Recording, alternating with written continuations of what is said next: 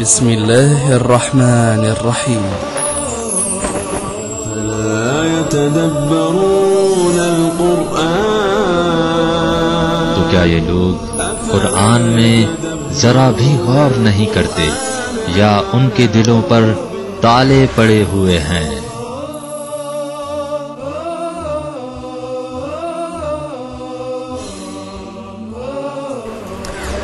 اعوذ باللہ من الشیطان الرجیم. بسم اللہ الرحمن الرحیم.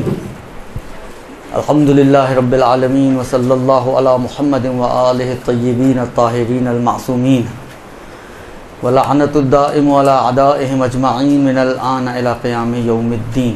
اما بعد فقد قال اللہ تبارک و تعالی فی کتابہ الکریم وقولہ الحق وَهُوَ أَصْدَقُ الْقَائِلِينَ. بسم اللہ الرحمن الرحیم. اذا قمتم الى الصلاة فاغسلوا وجوہکم وأیدیکم الى المرافق فامسحوا برؤوسکم وارجلکم الى الکعبین. درود بھیجتے محمد علیہ محمد.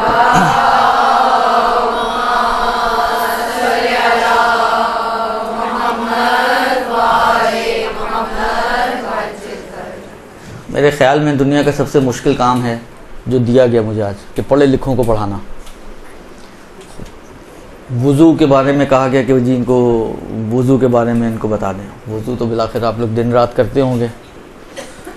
دن میں 5 ٹائم نہ بھی کریں تو 3 ٹائم تو کرتی ہی ہوں گی، اور 3 نہ کرتی ہوں گی تو 2 تو کرتی ہی ہوں گی، اگر فجر کسی پہ معاف ہو تو. عرض خدمت یہ ہے کہ لیکن عرض خدمت یہ کروں آپ کی کہ جب بھی وضو کے مسائل بیان ہوئے ہیں، با ان کے روزمرہ پیش آنے والا مسئلہ ہے، با ان کے بہت زیادہ بیان ہونے والا مسئلہ ہے، لیکن اس کے باوجود اتنے سوالات وجود میں آتے ہیں کہ پھر سوچنے پہ انسان مجبور ہوتا ہے اس سے پہلے آپ لوگ کر کیا رہے تھے. دیکھیں اب آج کیا ہوتا ہے، کس کس کا وضو صحیح ہوتا ہے، کس کس کے وضو میں گڑبڑیں نکلتی ہیں. دیکھیں ابھی ہم بجائے اس کے کہ اس قیل و قال میں پڑھیں کہ آغا خوئی کیا کہتے ہیں، آغا خمینی کا کیا نظریہ تھا، آغا سیستانی کی کیا رائے ہے، آغا خامنائی کا کیا مبنا ہے، ہم ایک ایسا وضو نکالتے ہیں کتابوں میں سے کہ جو سب کے نزدیک صحیح ہو. یعنی آپ کی تقلید کسی کی بھی ہو، آپ آغا خوئی کی تقلید میں ہوں، آپ آغا سیستانی کی تقلید میں ہوں، آپ آغا خمینی کی تقلید میں ہوں، آپ آغا خامنائی کی تقلید میں ہوں، یا ان کے علاوہ XYZ کسی اور کی تقلید میں ہوں، ایک ایسا وضو ہم سیکھیں کہ کسی بھی تقلید میں ہمیں کوئی مشکل پیش نہ آئے. اور پھر یہ مسئلہ نہ ہو کہ مثلا فرض کریں جب بالآخر انسان ہے تو جب انتقال ہوتا ہے تو ہم پریشان ہو کہ جی اب ہم تو اس طرح وضو کرتے تھے تو اب اس طرح بولا جا رہا ہے، تو وہ پچھلی نمازوں کا کیا ہوگا، تو اگلی نمازوں کا کیا ہوگا. تو یہ کہانیاں جو شروع ہوتی ہیں وہ وجود میں نہ آئیں، جس کو میں عام طور پہ تعبیر کرتا ہوں ایک احتیاطی وضو.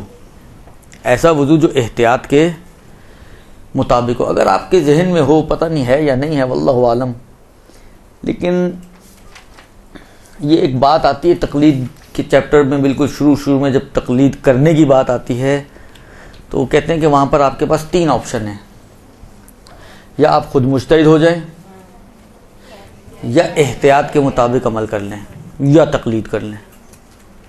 تو احتیاط کے مطابق عمل جب بھی آپ کریں گی تو اس احتیاط کا نتیجہ یہ نکلتا ہے کہ آپ کو یہ اطمینان ہو جاتا ہے کہ میرا عمل مطابق واقع ہے،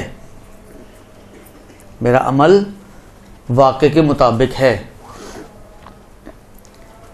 اب ممکن ہے جو باتیں میں آپ کی خدمت میں بھی بیان کرنے جا رہا ہوں آپ کسی کی توضیح اٹھا کے دیکھیں تو اس میں وہ نہ ملے آپ کو، یا اس طریقے سے نہ ملے جس طرح میں بتا رہا ہوں آپ کو.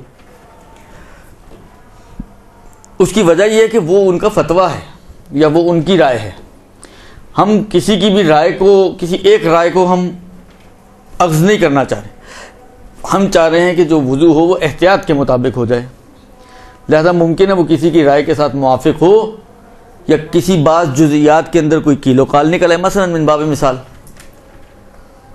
مسح کے باب میں ایک مسح یہ کہ آپ اوپر سے نیچے کی طرف ہاتھ کھینچیں.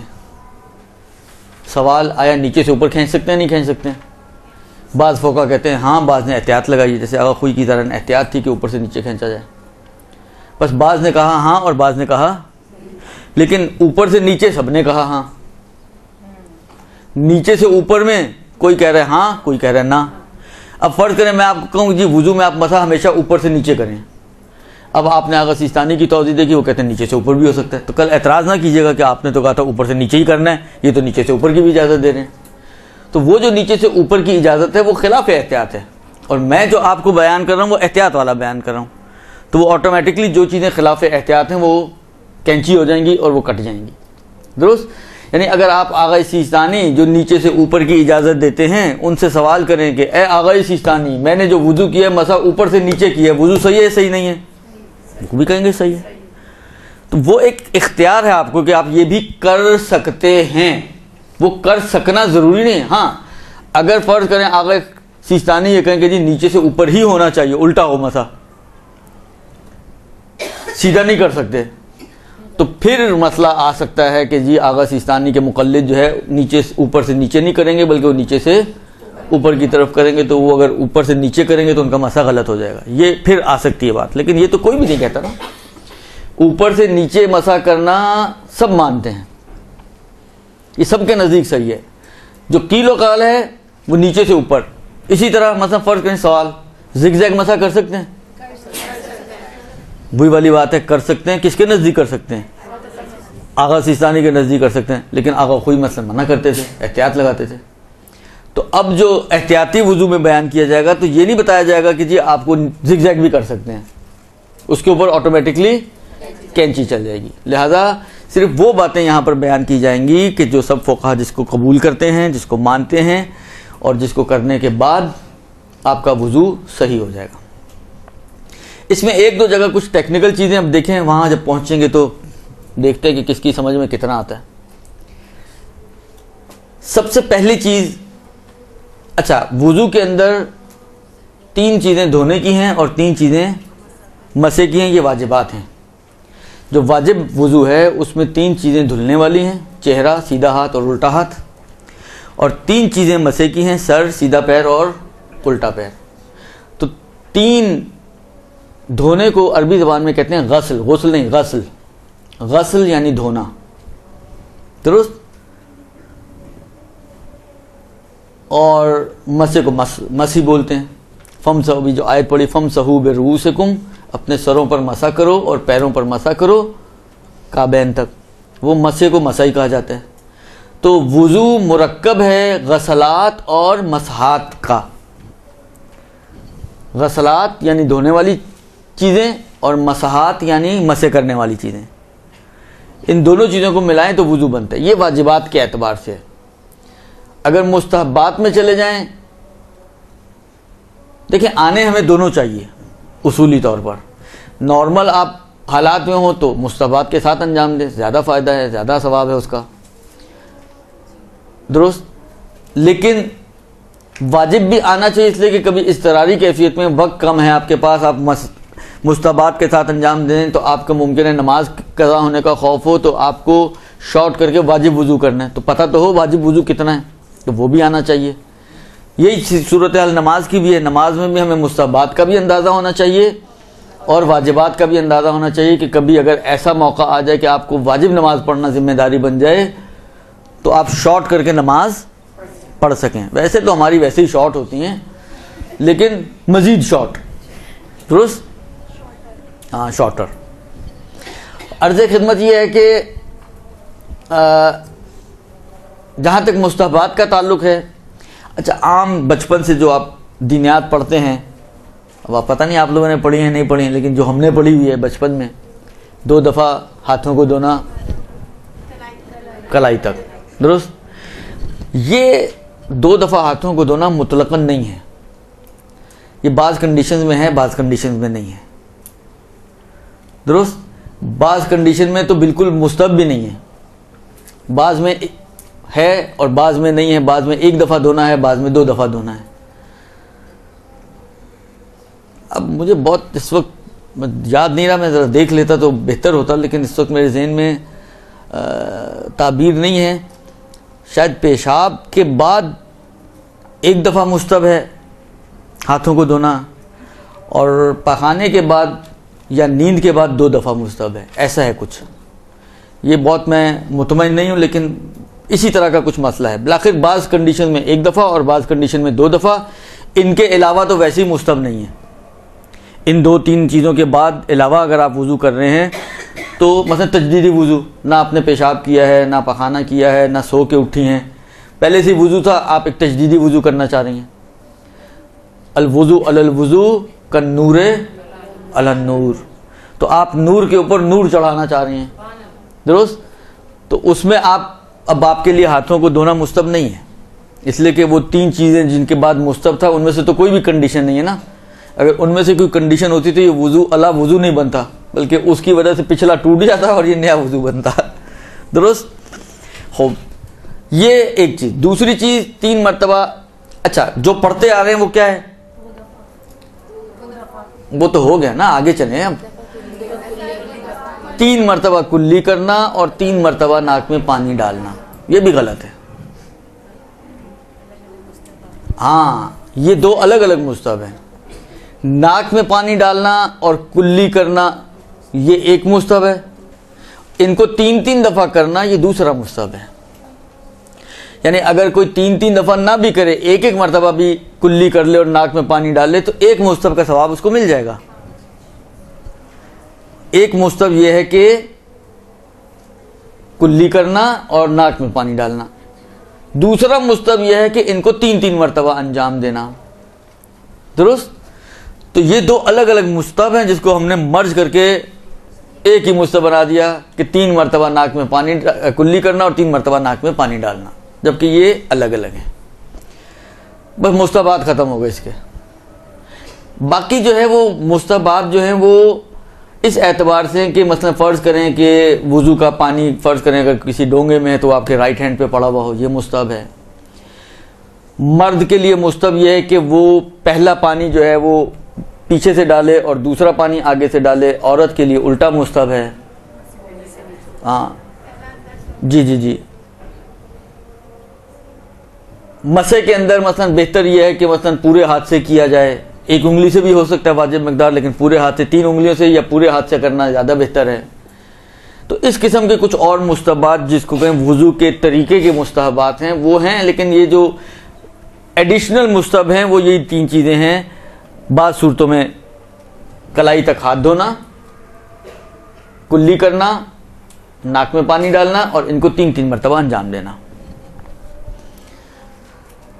حالانکہ 3 مرتبہ انجام دیتے تو آٹومیٹکلی دونوں چیزیں ہو گئیں, وہ شاید اسی وجہ سے انہوں نے مرج کر کے بیان کر دیا, ورنہ 2 الگ الگ چیزیں. اب چلتے ہیں واجبات کی طرف.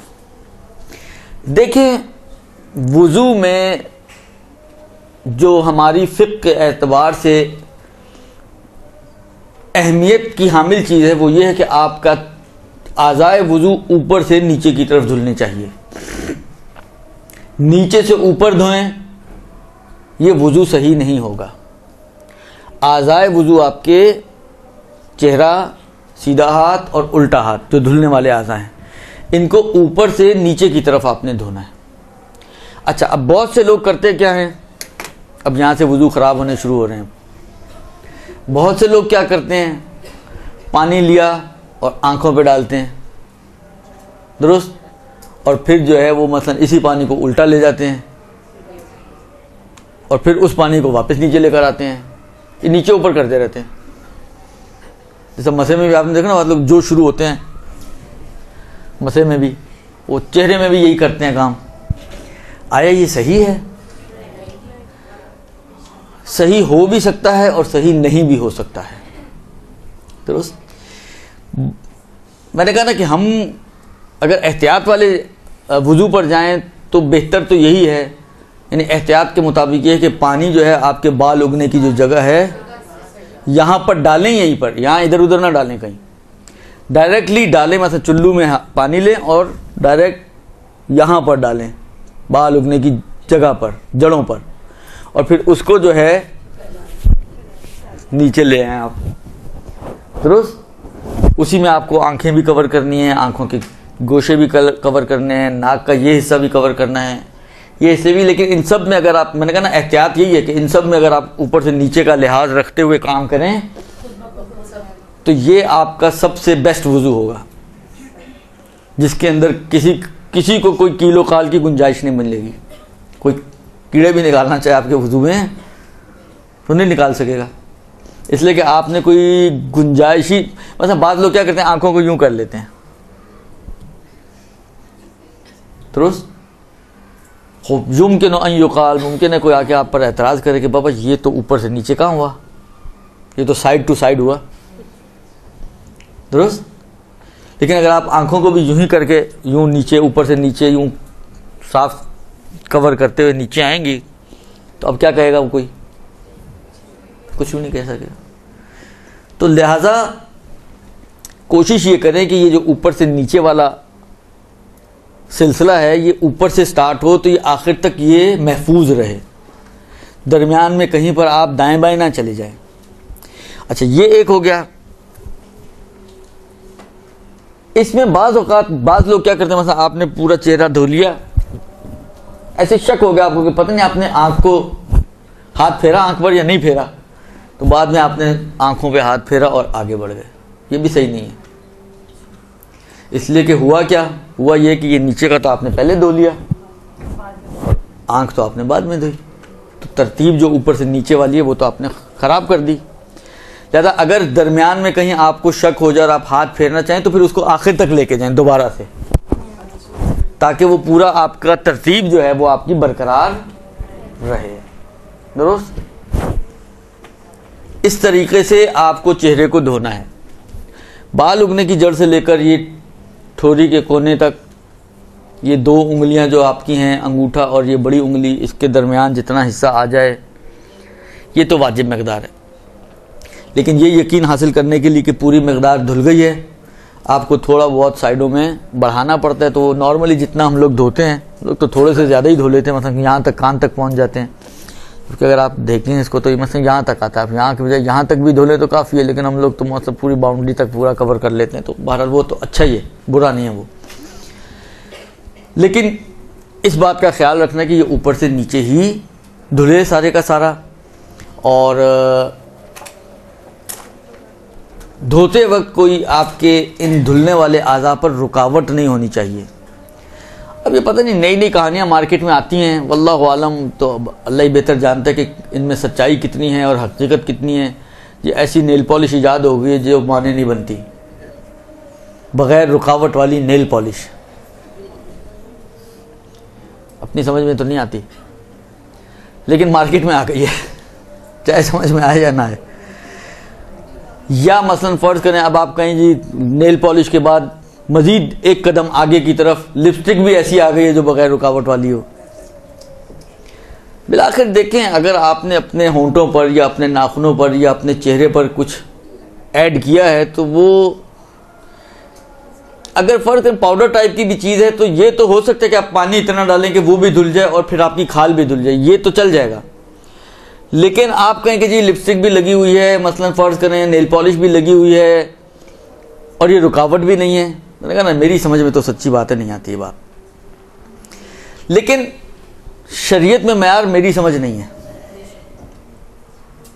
صحیح نا. شریعت میں جو چیز معیار ہے وہ آپ کا ذاتی اطمینان ہے. آپ کا ذاتی اطمینان کیا کہتا ہے؟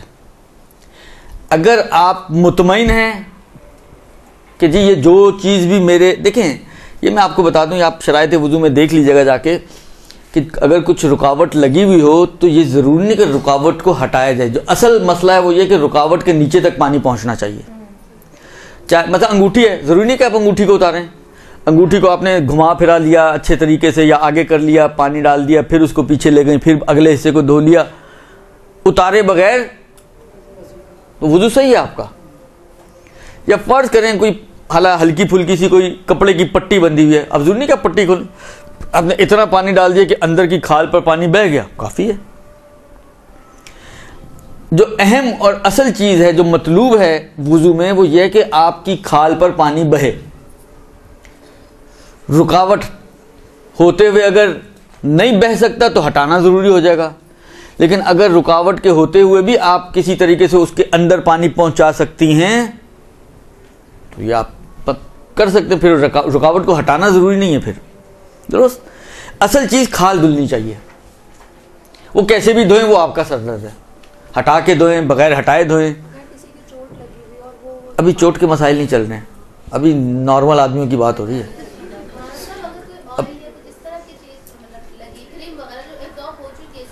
میں نے کہا نا کہ دیکھیں کچھ بھی لگا ہوا ہے, یہ آپ فرض کریں اتنا ٹائم 3 گھنٹے پہلے آپ نے لگائی تھی کریم, آپ کو اطمینان ہے کہ اب ختم ہو چکی ہے, اب ایبزارب ہو چکی ہے, اب اس پہ کچھ نہیں بچا میری کھال پر, آپ وضو کر سکتے ہیں. یہ آپ کا اطمینان چاہیے.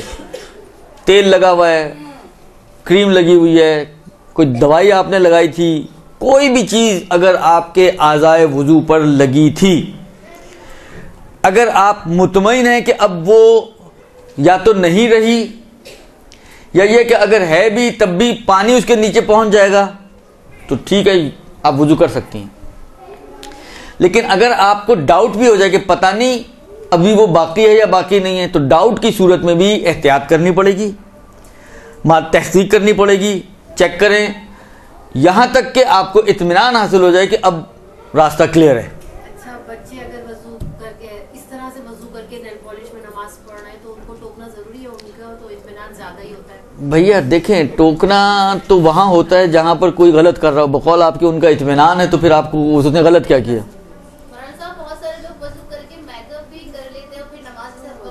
وضو کر کے کر لیں تو کوئی حرج نہیں ہے, اس میں کوئی حرج نہیں ہے. اللہ میاں کو منہ اچھا دکھایا جا سکتا ہے, وہ نامحرم کو نہیں دکھا سکتے, لیکن اللہ کو دکھانے میں تو کوئی حرج نہیں ہے. ایک اللہ کے لیے کوئی حرج نہیں ہے, ایک شوہر کے لیے کوئی حرج نہیں ہے. ہمارے ہاں نہ اللہ کو اچھا منہ دکھاتے ہیں نہ شوہر کو, باقی دنیا کے ہر مرد کو اچھا منہ دکھانے کے چکر میں ہوتے ہیں. تو سلسلہ ہی سارا الٹا ہے ہمارا تو. لیکن بہرحال عرض خدمت یہ ہے کہ آپ کا ذاتی اطمینان چاہیے کہ جو چیز آپ کے اعضائے وضو پر لگی ہے آیا وہ رکاوٹ ہے یا رکاوٹ نہیں ہے, یہ مطمئن ہونا چاہیے. دیکھیں جملے پہ غور کریں, یہ اطمینان ہونا چاہیے کہ جو چیز لگی ہے وہ رکاوٹ نہیں ہے. اس جملے کا نتیجہ ہے کہ اگر ڈاؤٹ بھی ہو گیا تو کافی نہیں ہے, وضو نہیں کر سکتے آپ ڈاؤٹ کی صورت میں بھی. یا تو اس کو ہٹائیں یا اس کے نیچے تک پانی پہنچائیں. اسی طریقے سے اوپر سے دھو کے آپ آ جائیں کہ انشاءاللہ پہنچ گیا ہوگا, تو یہ انشاءاللہ پہنچ گیا ہوگا کہ اوپر وضو نہیں ہوتا. جی اب فرمائیں. اسکن پہ لگا ہونا یہ نہیں ہمیں محسوس ہو رہا ہے مسئلے کے ٹائم کہ ہمارا جو لوشن ہے وہ ہے لیکن اسکن تک پہنچ رہا ہے تو پھر بھی مسئلہ صحیح ہے. دیکھیں میں نے کہا نا کہ رکاوٹ کو ہٹانا ضروری نہیں. اگر آپ کو دیکھیں اطمینان, آپ کو کیسے پتا, اگر لوشن لگا ہوا ہے آپ کو کیسے پتا چلا کہ اسکن تک پہنچ رہا ہے؟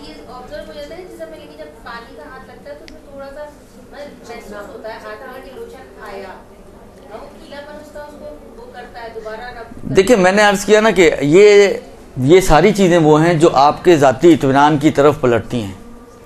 آیا آپ مطمئن ہیں؟ دیکھیں مسے میں ابھی تو خیر ہم تو دھونے کی بات کر رہے ہیں, آپ تو سیدھی چھلانگ مار کے مسے پہ بھی پہنچ گئی ہیں.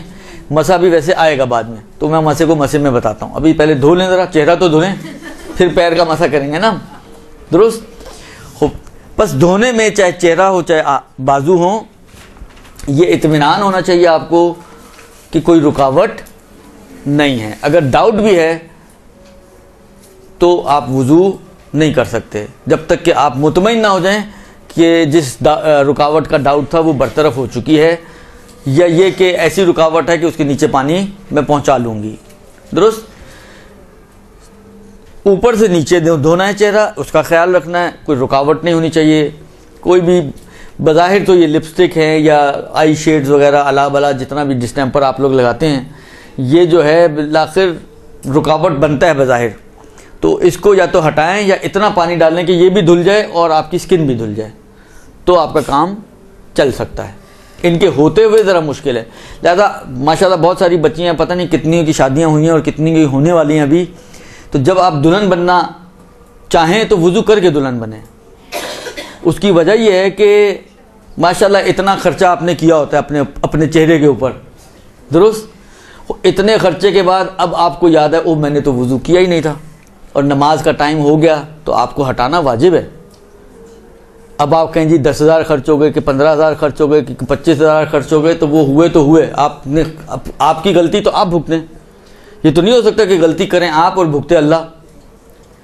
تو وہ اس لیے بہتر یہی ہے کہ آپ پہلے وضو کریں اور وضو کرنے کے بعد پارلر وغیرہ جائیں اور اپنا حلیہ چینج کریں. لیکن وضو اگر ارے پہلے وضو تو کر لیں, جب وضو کے لیے اتاریں گی تو خود ہی رکاوٹ ختم ہو جائے گی نا.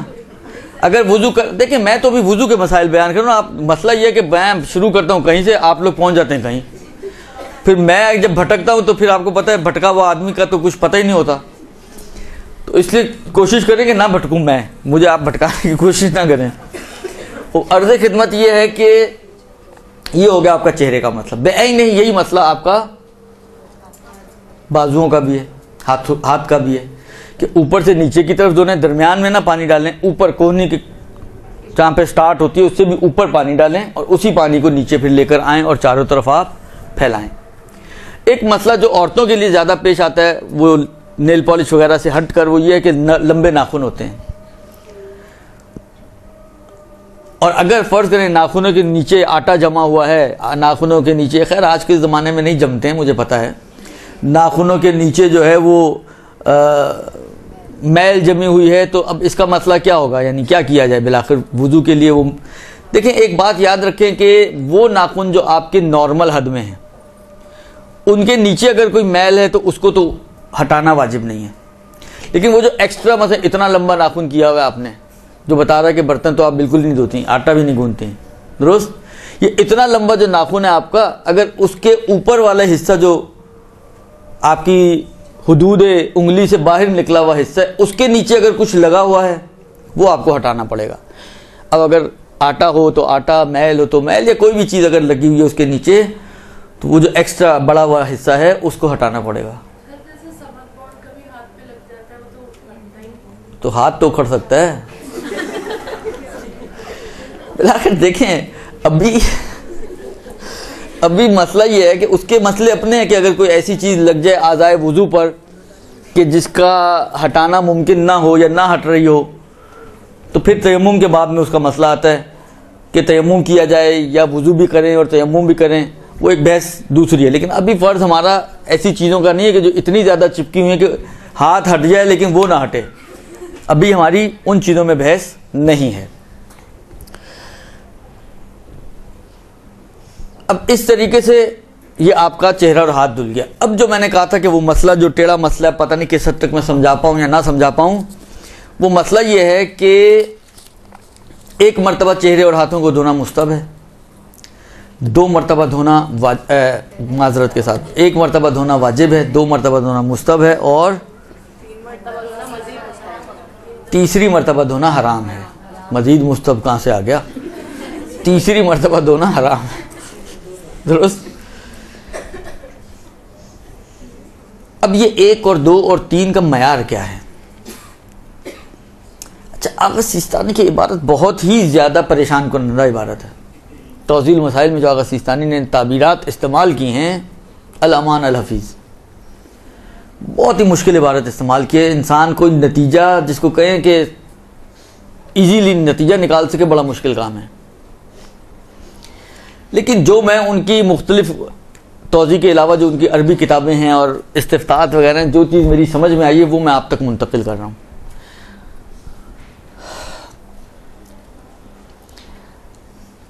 دیکھیں اب یہ ایک بحث ہے, علمی بحث, کہ 1 یا 2 یا 3 ہونا یہ آپ کی نیت کے اوپر ڈیپینڈ کرتا ہے یا نہیں, ایک واقعیت ہے, حقیقت ہے. جب ہو گیا تو ہو گیا, آپ نیت کریں یا آپ نیت نہ کریں, درست. یہ ایک علمی بحث ہے, اس کے اندر اختلاف ہے فقہا کے درمیان. آغا خوئی اس کو مانتے تھے کہ یہ آپ کی نیت کے تابع, لہذا آغا خوئی کی توضیح دیکھیں تو اس میں لکھا ہوا کہ اگر آپ نیت کریں کہ 1 ہو جائے اور اس 1 کی نیت سے 10 چلو بھی پانی ڈال لیں تو وہ 1 ہی کاؤنٹ ہوگا. اس کے مقابل میں آغا خمینی کا نظریہ تھا, کہتے تھے نہیں, یہ آپ کی نیت کے تابع تھوڑی, یہ تو ایک خارجی حقیقت ہے. جب 1 بن ہو گیا, یعنی 1 کا مطلب کیا ہے, چہرہ ایک مرتبہ دھوئیں، یعنی جب آپ نے اتنا پانی ڈال کر پھیلا دیا چہرے پر کہ اب آغا سیستانی کی تعبیرات کچھ اس طرح کی ہیں کہ اب احتیاط کی بھی گنجائش نہیں بچی، یعنی اتنا دھو لیا آپ نے، لیکن آپ ابھی اپنی نیت نہیں ختم کر رہے، آپ 4 چلو اور ڈال رہے ہیں اسی نیت سے کہ ابھی بھی ایک ہی ہو. آغا سیستانی کہتے ہیں کہ یہ آپ کی نیت کے اوپر نہیں ڈیپینڈ کرتا، وہ جو ایک ہونا تھا وہ تو ہو چکا، آپ خود بخود ہی آپ دوسرے کی حد میں داخل ہو چکے ہیں. سمجھ میں آ رہی بات؟ یعنی ایک ہونا یا 2 ہونا یہ آپ کے اوپر نہیں ہے کہ جب آپ کلوزنگ انٹری پاس کریں گے تو اس وقت ہی ایک ہوگا، جب تک آپ کی نیت کلوز نہیں ہوتی اس وقت تک آپ 100 چلو بھی ڈال لیں تو وہ ایک ہی چل رہا ہے، جس طرح کہ آغا خوئی مانتے تھے اس بات کو. آغا خمینی، آغا سیستانی کہتے ہیں نہیں ایسا نہیں، یہ آپ کی نیت کا تابع نہیں ہے 1 یا 2 ہونا، یہ ایک خارجی حقیقت ہے. جب آپ کا چہرہ اتنا دھل چکا ہے کہ جس میں اب مزید گنجائش نہیں ہے احتیاط کی، تو یہ آٹومیٹکلی ایک ہو گیا. اب اگلا چلو جیسے ہی آپ ڈالیں گے تو یہ چاہے آپ نے نیت نہ بھی کی کہ میں دوسرا دھو رہا ہوں، یہ خود بخود دوسرا شروع ہو گیا. ہاں یہ مستوی والا شروع ہو گیا. اور دوسری مرتبہ بھی اتنے چلو ڈال کر آپ نے پہنچا دیا کہ دھل چکا ہے، اور اب جو اگلا چلو آپ ڈالیں گے تو یہ آٹومیٹکلی اب آپ حرام کے دائرے میں داخل ہو گئے. چاہے آپ کہیں میں نے تو ابھی تک اپنی نیت ختم ہی نہیں کی، میں تو اپنی ایک ہی کی نیت سے دھو رہا ہوں. اور سر اگر پہلا واجب کی نیت سے اور دوسرا اور تیسرا دونوں مستحب کی نیت سے ڈالیں تو ہے ہی نہیں تو مستحب، تو تیسرا ہے ہی حرام. تو اگر پچھلے ایسے کچھ میں نے تو کہا ہے ابھی تو بہت سارے وضو خراب ہوں گے، ابھی دیکھتے جائیں. ابھی پہلے میں مزید 1-2 باتیں کر لوں تو شاید ٹھیک ہو جائے گا. اچھا، اب یہ جو میں نے کہا، جو بات آپ کی خدمت میں کی، اس کا مطلب کیا یہ ہے کہ ایک چلو ڈالا تو 1 ہو گیا، اور دوسرا چلو ڈالا تو 2 ہو گئے، تو تیسرا چلو ڈلتے ہی 3 ہو گئے اور حرام ہو گیا؟ آیا یہ مراد ہے؟ یہ بھی مراد نہیں ہے. ایک چلو نہیں، ایک دھونا. درست؟ فرض کریں یہ میرا چہرہ ہے، اس چہرے کو دھونے کے لیے اگر میں پانی ڈالتا ہوں ادھر ادھر پھیلا کے جب، تو 3 چلوں میں دھل جاتا ہے پورا، تو 3 چلو ایک بنیں گے، پھر چوتھا چلو دوسرا بنے گا، اور 7واں چلو تیسرا بنے گا. لیکن اتنی گنجائش تو ہے کہ آپ اتنا پانی ڈالیں کہ چہرہ آپ کا دھل سکے. فرض کریں کوئی تھوڑا سا، اب اتنا وسواسی نہ ہو کہ اس کے احکام ہی بدل جائیں، لیکن تھوڑا سا زیادہ اس کو شک ہوتا ہے، تو اس کا ممکن ہے وہ 5 چلوں میں اس کو اطمینان حاصل ہوتا ہو کہ جی میرا اب چہرہ دھل گیا، تو وہ 5 چلو ایک ہیں. کیونکہ ملاک چلو نہیں ہے کہ کتنے چلو ڈال رہے ہیں، ملاک دھونا ہے کہ 1 مرتبہ دھونا، 2 مرتبہ دھونا اور 3 مرتبہ دھونا. یہ 1 مرتبہ دھونا کب بنے گا؟ جب پورا چہرہ دھل جائے گا تو 1 دفعہ بنے گا. آپ فرض کریں آپ ٹکڑوں میں چلو ڈال رہے ہیں، آپ نے تھوڑا سا ڈالا، تھوڑا سا کھینچ لیا، پھر ڈالا، پھر کھینچ لیا، آپ نے 10 چلوؤں کے اندر یہ پورے چہرے کو دھویا، تو یہ 10 ملا کر 1 بن جائے گا. یعنی آغا سیستانی کے نظریے میں مقدار چلو اہم نہیں ہے، جو اہم ہے وہ یہ کہ جب آپ کا دھل گیا تو وہ 1 ہو گیا، چاہے بھئی آپ نے نیت کلوز نہ بھی کی ہو. لیکن پہلی ہی کی نیت سے اگر آپ اگلا چلو ڈالیں گے تو وہ دوسرا شروع ہو جائے گا. یہ آغا سیستانی کے نظریے کا ہم و غم ہے. یہ ایک چیز، یہ سمجھ میں آ گئی بات؟ درست. اسی کے ایک دوسری اور بات اگر توضیح دیکھیں، اس میں آغا سیستانی نے یہ بات لکھی ہے کہ اگر کوئی شخص 10 چلو ڈالے اور آخری چلو میں نیت کرے، اس سے لوگ وہ آغا خوئی والا مسئلہ سمجھتے ہیں، اور شروع میں یہ بڑا آیا تھا کہ آغا سیستانی کا آغا خوئی والا مسئلہ ہے. کیوں؟ اس لیے کہ ان کی تعبیر یہ ہے کہ کوئی 10 چلو ڈالے، اور وہ یہ غور نہیں کرتے. آغا خوئی کہتے تھے کہ 10 چلو ایک ہی کی نیت سے ڈالے، یہ کہتے ہیں 10 چلو ڈالے اور آخری میں وضو کی نیت کرے. اس کا مطلب ہے پہلے 9 چلو بغیر وضو کی نیت کے ہیں. اور یہ شاید جو انہوں نے بات کہی ہے وہ اس وجہ سے شاید کہی ہو کہ دیکھیں جب آپ کے اعضاء گیلے ہو نا تو گیلے اعضاء کو دھونا آسان ہے، خشک اعضاء کو دھونے میں زیادہ پانی چاہیے ہوتا ہے. تو فرض کریں اگر آپ نے پہلے ڈال کر گیلا کر لیا تو آپ آخری میں نیت کریں گے تو 1 ہی چلو میں ممکن آپ کا پورا چہرہ دھل جائے. درست. تو اس بات پہ غور کریں، آغا سیستانی کی یہ جو تعبیر ہے یہ آغا خوئی والی تعبیر نہیں ہے. یہ ایک چیز. یہ دوسری چیز. تیسری چیز جو آغا سیستانی کے نظریے کی مشکل ہے وہ یہ ہے کہ وہ یہ کہتے ہیں کہ یہ مثلا فرض کریں آپ نے 3 4 5 چلو ڈال کر ایک دفعہ دھو لیا، اب گیلا ہے نا چہرہ آپ کا، تو دوسرا دھلنا آسان ہے، ممکن ہے پہلا اگر 5 میں دھلا ہے تو دوسرا 2 چلوؤں میں دھل جائے. تو آغا سیستانی یہ کہتے ہیں کہ احتیاط یہ ہے کہ یوں سمجھ لیں، اب یہ احتیاط میں بھی احتیاط والی بات بتا رہا ہوں میں آپ کو، کہ جو جس منیمم چلوؤں سے آپ کا دوسرا دھلے اس سے زیادہ پانی نہ ڈالیں. فرض کریں یہ گیلا چہرہ آپ کا 2 چلوؤں میں دوسری مرتبہ پورا دھل جائے گا، تو پھر تیسرا چلو نہ ڈالیں. احتیاط کے خلاف ہے، احتیاط واجب کی ہے آغا سیستانی نے. تو یہ ایک آغا سیستانی کے مسئلے کی تھوڑی سی پیچیدگیاں ہیں کہ جو عبارت سے سمجھنا ذرا مشکل ہوتا ہے لوگوں کو، اس لیے پریشان بہت زیادہ ہوتے ہیں. حتیٰ ٹیچر جو پڑھا رہی ہوتی ہیں وہ بھی پریشان ہوتے ہیں کہ یہ بالآخر کیا کہہ رہے ہیں آغا سیستانی. تو یہ ہے آغا سیستانی کا نتیجہ، یعنی دوسرے دھونے میں احتیاط کی ہے انہوں نے کہ احتیاط واجب کی بنا پر یوں سمجھے کہ کم سے کم پر اکتفا کریں آپ. اب جب دوسرا دھل گیا تو اب تیسرا نہیں دھو سکتے، تیسرا دھونا حرام ہے. اب اگر کوئی تیسرا دھوتا ہے تو اس کی مشکل پتہ کیا ہے؟ اس کی مشکل یہ ہے کہ اگر تو اس نے ہاتھوں کو استعمال کر کے دھویا تیسرا، تو اس کا مطلب یہ ہوگا کہ جب آپ بس فرض کریں بازو 3 مرتبہ، چہرے میں تو اتنا مسئلہ نہیں آتا، بازو کو جب آپ 3 مرتبہ دھوئیں گے تو آخری دفعہ جب الٹے ہاتھ کو تیسری مرتبہ آپ نے دھویا تو اب جو آپ کے ہاتھ پر جو تری ہے پانی کی، یہ کون سی تری ہے؟ یہ خارجی پانی کی تری ہے، یہ تو وضو کا پانی نہیں ہے. اور اس سے جب آپ مسح کریں گے تو آپ کا مسح خراب ہو جائے گا، مسح باطل ہو جائے گا آپ کا. تو یہ جو نارمل ہمارے ہیں جو طریقے رائج ہیں اس کا ایفیکٹ یہ پڑتا ہے کہ آپ کا وضو باطل ہو جاتا ہے ایٹ دا اینڈ. درست؟ ورنہ اگر فرض کریں آپ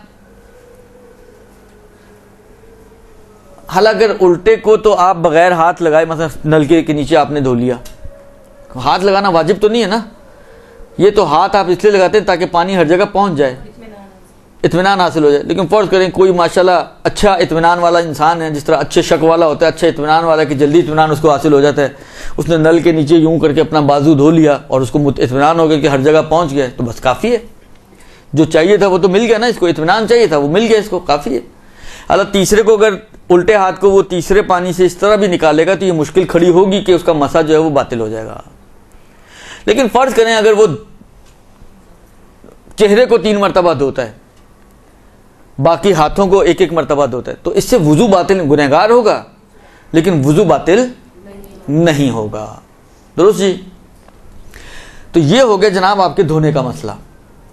اس کے بعد مرحلہ ہے مسوں کا. سر کا مسح ایک انگلی سے بھی کیا جا سکتا ہے، لہذا ایک انگلی کو آپ سر پہ رکھیں اور تھوڑا سا کھینچ لیں. یہ یہاں تک کھینچ کے لانا ضروری نہیں ہے، کیونکہ یہاں تک جو کھینچ کے لاتے ہیں نا پھر ان کی دوسری مشکلات کھڑی ہو جاتی ہیں کہ پانی مکس ہو گیا تو پیر کے مسے کا مسئلہ کھڑا ہو جاتا ہے. لہذا بہتر یہ ہے کہ آپ تھوڑا جو اوپر کا حصہ ہے ادھر رکھیں اور اوپر ہی کے حد تک رکھیں، اتنا آگے کھینچ کے لانے کی ضرورت کیا ہے؟ بس یہ جو بالوں کی جڑوں پہ جہاں پہ آپ نے پانی ڈالا تھا اس سے پیچھے پیچھے تک کھینچیں. بہتر یہ ہے کہ 3 انگلیوں سے یا پورے ہاتھ سے مسح کیا جائے.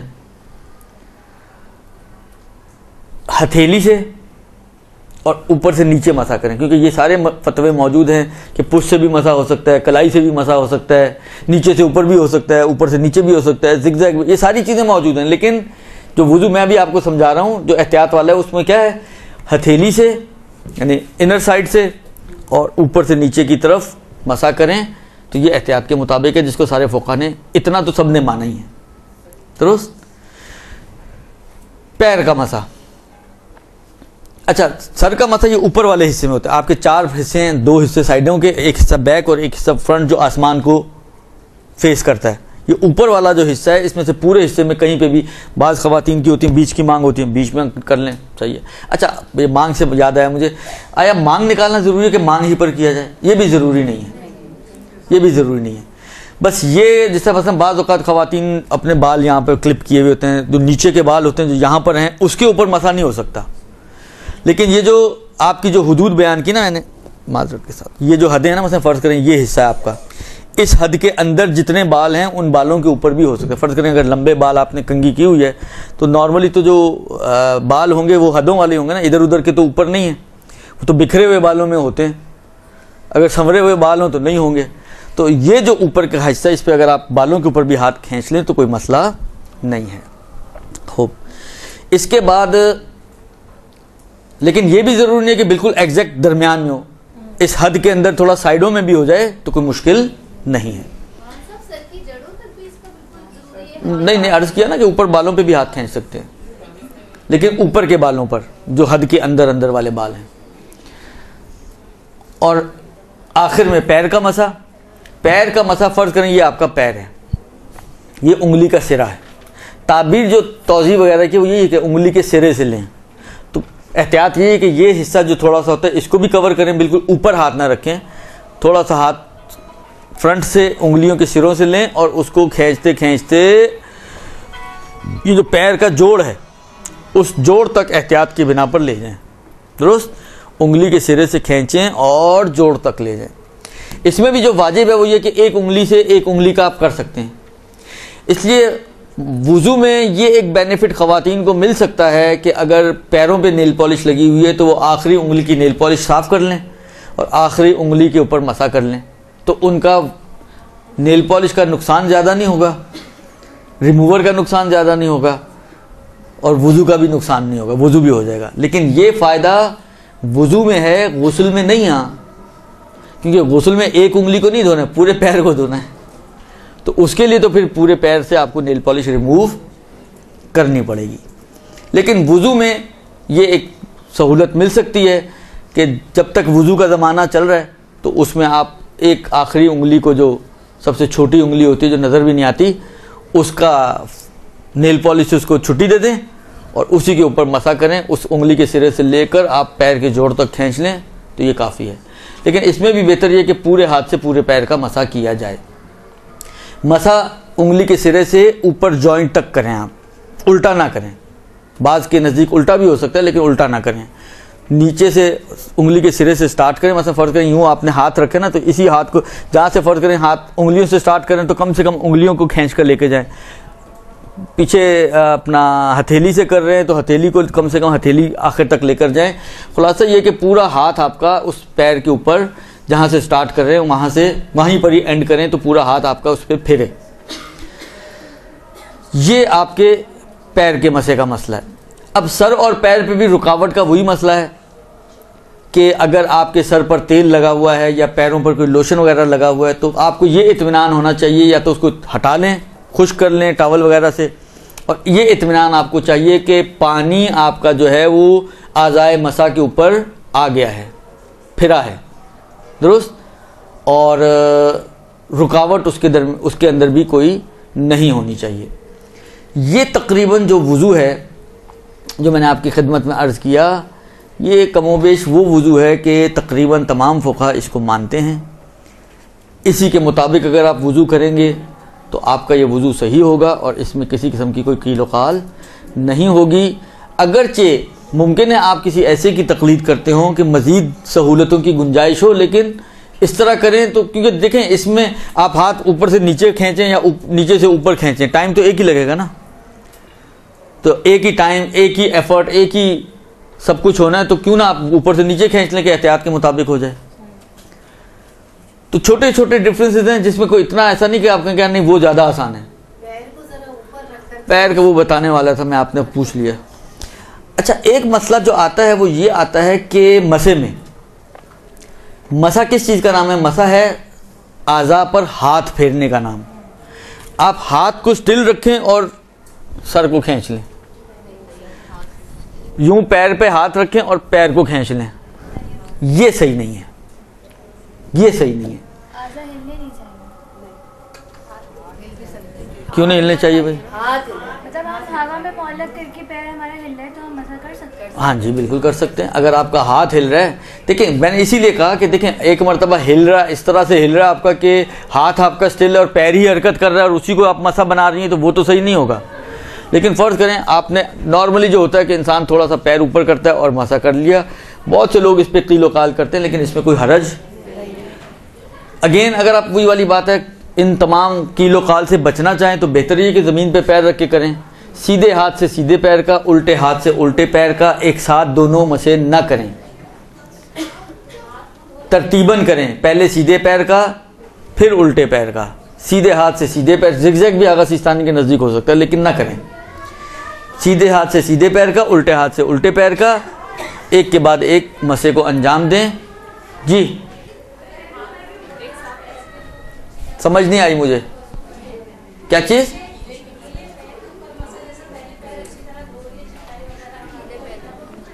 देखिए गीले पैर का मैंने मसला एक ही है, आप अगर पैर गीला है, इतनी ज़्यादा गीलाहट है कि आपके मसे का पानी उसमें ख़त्म हो जाएगा, तो ये काफ़ी नहीं होगा।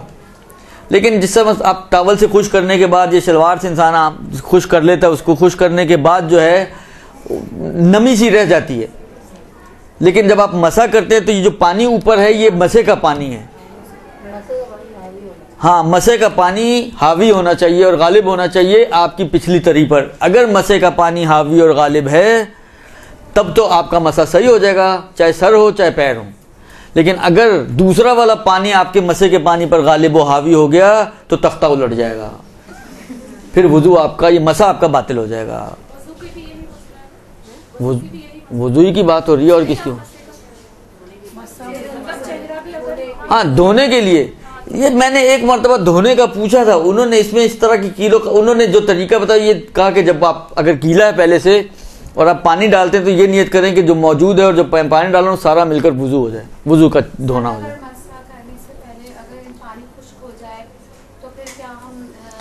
मसा करने से पहले अगर पानी खुश्क हो जाए तो ख़वातीन को तो नया वुजू करना पड़ेगा, इसलिए कि उनकी दाढ़ी नहीं होती। या तो दाढ़ी रख लें, अगर बेनिफिट लेना है तो दाढ़ी रखें, और नहीं लेना, आप कहेंगे नहीं दूसरा वुजू ही बेहतर है दाढ़ी से, तो वो ज़्यादा बेहतर है कि आप दूसरा ही वुजू कर लें। इसलिए कि जो हुक्म है वो यही है।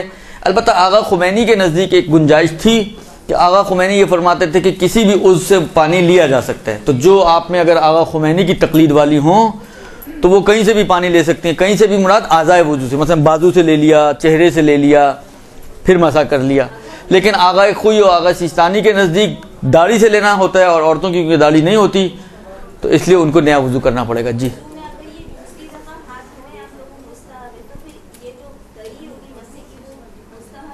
हाँ, इश्काल ना दारत। इसमें बाज़ फुक़हा ने इसमें एहतियात की कि उल्टे हाथ को आप एक ही दफ़ा धोएं,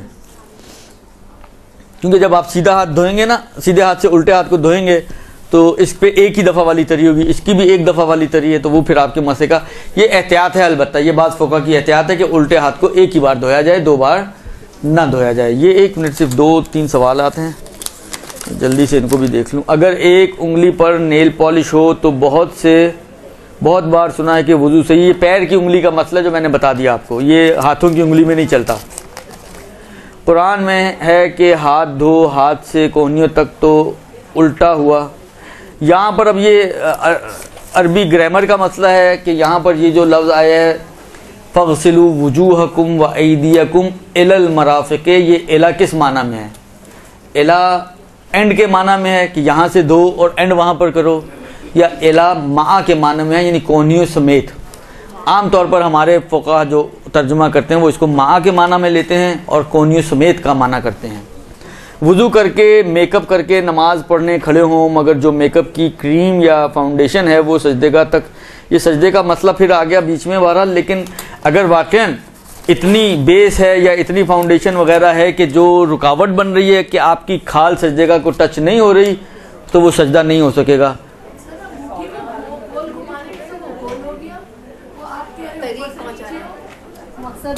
नीचे कर लेना, यूं करके नीचे करके, हाथ तो फेरेंगे ना आप, हाथ ऊपर से नीचे फेरेंगे। हाँ, ऊपर से नीचे फेरेंगे, नहीं यूं ना घुमाएं। मैंने कहा ना कि देखें एहतियात ये है कि आप इसको बरकरार रखें, उतार लें या ऊपर से नीचे की तरफ कर लें। جی نہیں، احتیاط یہی ہے کہ سیدھے ہاتھ سے سیدھے پیر کا، الٹے ہاتھ سے الٹے پیر کا نہیں، اس میں بھی احتیاط یہی ہے کہ پہلے سیدھے پیر کا پھر الٹے پیر کا.